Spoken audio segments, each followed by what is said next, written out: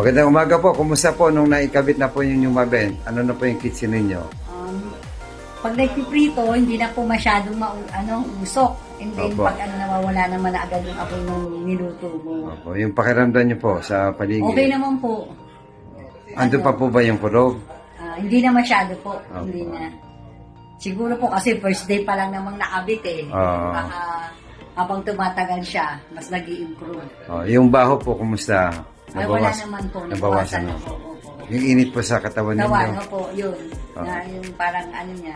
Tapos, maski dun sa taas kagabi, Sa taas po. Opo, kasi naka-timer yung aircon. Gising ako ng mga 3 o'clock.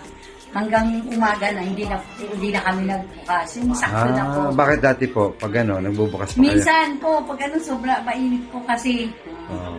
yung lamig na naipon niya, hanggang umaga hindi na po. Hindi na, sakto lang. Parang Okay. medyo malamig pa nga eh. Okay.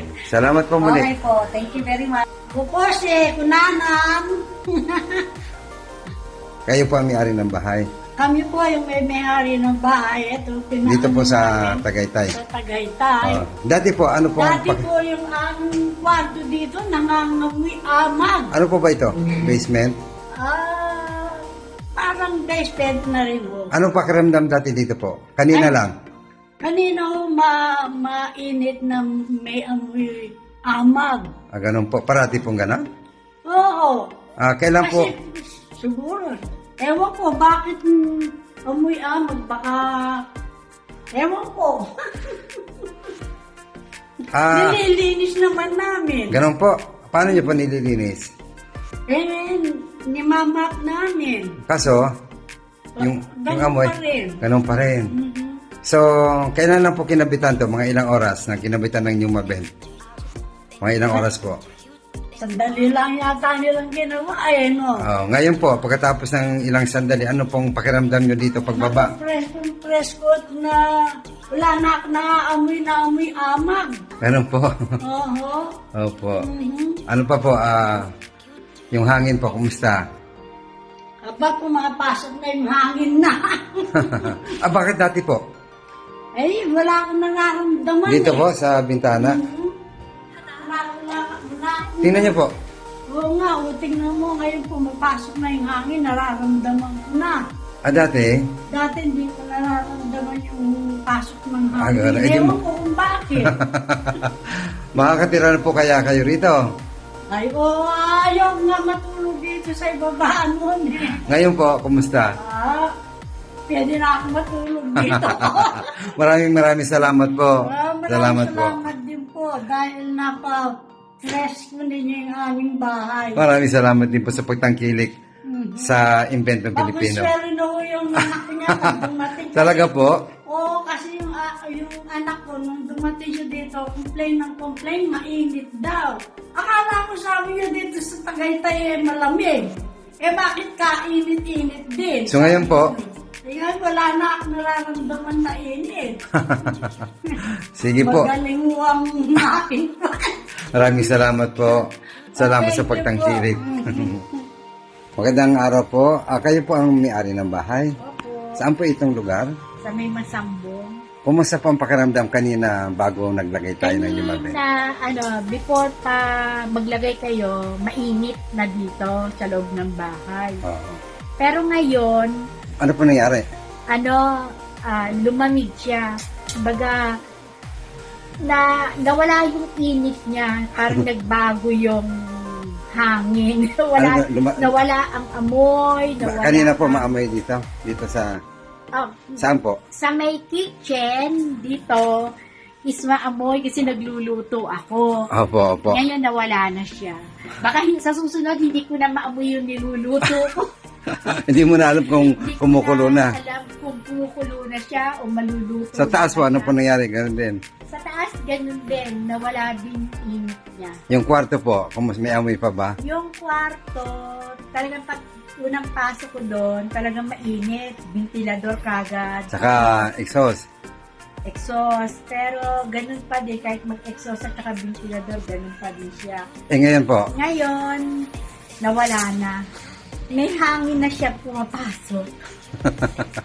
Yun ang pinagkaiba noon at saka ngayon. Maraming salamat po. Maraming salamat.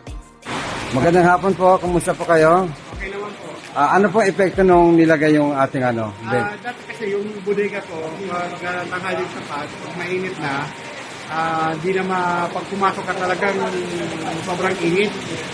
Pero ngayon, magmula nung malagay yung Lumabel, kahit tanghaling sapat, kahit magtambay ka sa loob, okay lang, walang problema. Anong bodega po ba yon? Assorted, may mga hardware items, may pero maliit lang, piyesa-piyesa na halo yung laban. Maraming salamat po. Salamat. Pero maganda talaga. Ako, thank you po. Magandang araw po. Kumusta po kayo? Sino po sila? Ako po si Tess Ong. ano Po ako? Employee po ako ng St. Benedict Parish. Kumusta po ang simbahan nung wala pa po yung ating ventilation dati? Sobra pong init, masyadong kulog. At saka po yung ventilation nga po, very, very poor po. Opo. Pero nung nagkaroon po kami ng ganito, mas nakakatagal po yung mga tao sa loob kahit po puno yung simbahan. Ganun po ba? Ikaw, kumusta na yung nakarang Holy Week?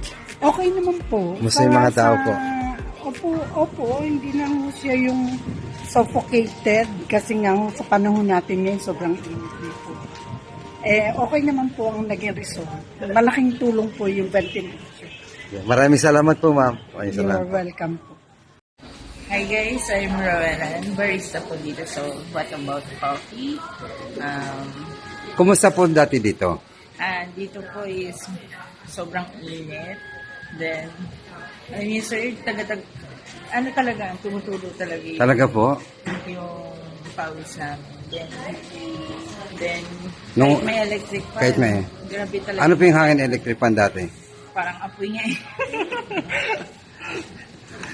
Sa totoo lang, parang apoy talaga yung bilubog. Then, Nung kinabit po? nung kinabit yung ventilation. Saan po yun? Ayun sa taas. Yun. Ayun. Lumamig na siya yun. Honestly. Lumamig siya, tapos, kumbaga yung buga ng hangin galing sa electric fan.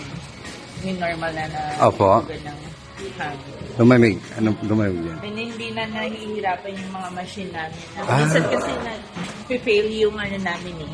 Talaga po? Sa sobrang init kasi ng area. Nag-fail yung ano namin, mga machines.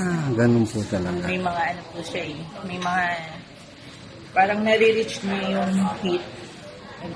Pa-power shot din. Oh. So, dahil sa ventilation, nag-ano, okay. Okay, maraming salamat po. Ako si Teacher Aileen. Ako ay nagtuturo ng grade 4. Dito sa aming classroom ay kapag 10 o'clock, so iba na yung ambience talaga ng room namin. So mainit na siya. Masasabi ko na malaki na yung pagkakaiba kahit hindi pa siya complete. Kasi during those time na wala pa yung vent, talagang yung mga estudyante ko, kahit nakatutok sa unahan yung electric fan, tumutulo talaga yung pawis. So nakakaawa talaga yung mga bata kapag lalo na pag hapon na. Problema talaga namin yung sobrang init dito sa aming school. Una, kami malapit sa dagat. Tapos pangalawa, yung mga classrooms namin, yung disenyo niya, hindi talaga siya akma doon sa mainit na panahon. No? Yung mga bata, napapansin ko, hindi na sila, komportable na sila. Hindi na sila yung mayat-mayay punas kay punas ng kanilang pawis. Si teacher, maayos nakakapagturo. Yung pakiramdam po namin dito pagka po nasa loob ng kwarto, napakainit po talaga. Kumbaga nakakaawa din po doon sa matatanda dahil yung ambience niya, kahit buksan namin yung mga bintana, mainit pa rin yung yung paligid niya, yung kabuuan ng mga building, mga kwarto. Kahit anong gawin naming linis, yun mismong amoy niya nandun pa rin, nananatili pa rin doon. Kaya minsan gumagamit kami ng ibang mga sabon para lang mawala yung amoy. Kaya lang still andun pa rin yung amoy niya. Pasisingawin lang po natin. Kailangan natin singawan.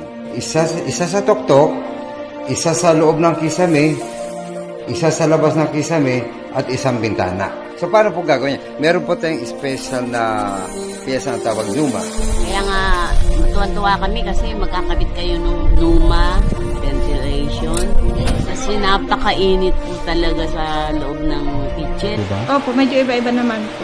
Medyo lumamig ng guminhawa po ng konti. Kasi nung nakaraan talagang ang init. Opo, kulog, tsaka yung amoy. Dahil nai-stack yung amoy ng ihi. Pero ngayon po hindi naman. Medyo iba. Kumbaga, hindi tulad dati. Medyo mainit ang ano ng... Tapos kulog. Madilim. Parang nahihirapan sila. Lagi silang gusto nilang lumabas kasi mainit. Kaya pag minsan si Nanay Ruby, doon siya natutulog sa mapresko. Medyo maalwa na po. Medyo malamig na ang hangin. Gawa ng ano. Parang may binago po kayo nila. Kanina kasi mainit dito sa loob eh. Ayan na, may nararamdaman na akong hangin.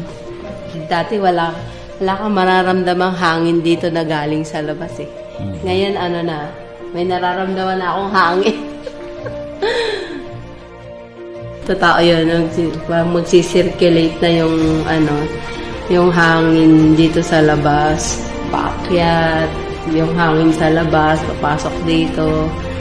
Ayan, mababawasan na yung init at saka yung amoy niya na amoy kulob mawawala na.